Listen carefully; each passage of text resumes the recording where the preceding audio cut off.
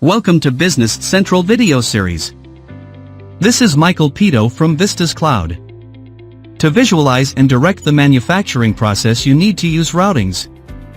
It is the basis of process and capacity scheduling, scheduled assignment of material needs, and manufacturing documents. To create a new routing, search for routings in the Tell Me window and select the related link.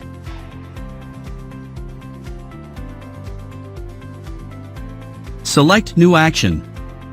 Enter the details.